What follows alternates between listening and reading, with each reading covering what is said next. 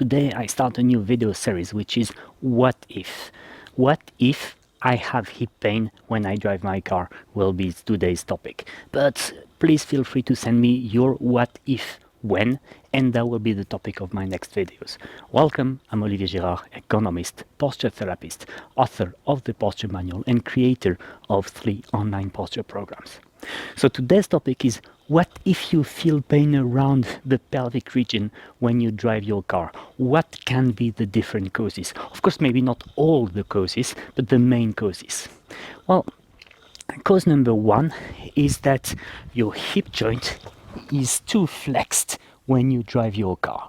Why can it be too flexed? Well, for example, because you sit too low, or because you're so tall that you had to put the seat low to keep some head clearance. So again, what's the rule in terms of setting the right seat height is you should choose the seat height that allows you to go through the door frame without breaking your head. If you go higher than this, you will go like this every time you get in and out of the car, and that will, well, end up being painful on your neck. That was reason number one. Reason number two, your hip joint can be too flexed because you're too close to your pedals. You see, the closer I go, the more pressure there's in the hip joint. So in this case, I go further away. What is the right distance?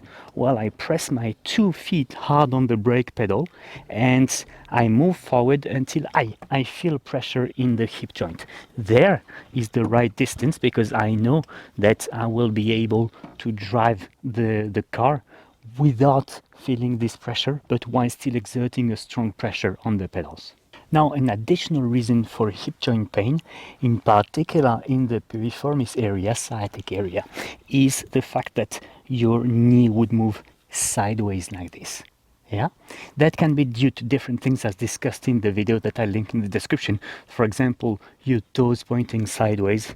For example, a gap under your thigh. For example, because you are too close or too low.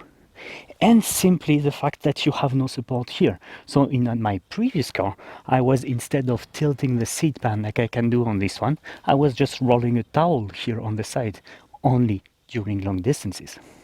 Reason number 4 is leaning sideways, either on the armrest or on the door. Why? Because this will, well, contract the quadratus lumborum, which refers pain in the hip region.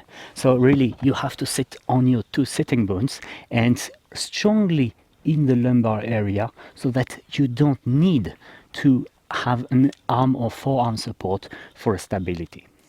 And final reason for hip joint pain is when you step in wrongly in the car. You see, if I go like this, like most people do, my hip joint is closed, is flexed and twisted, and this can be super painful.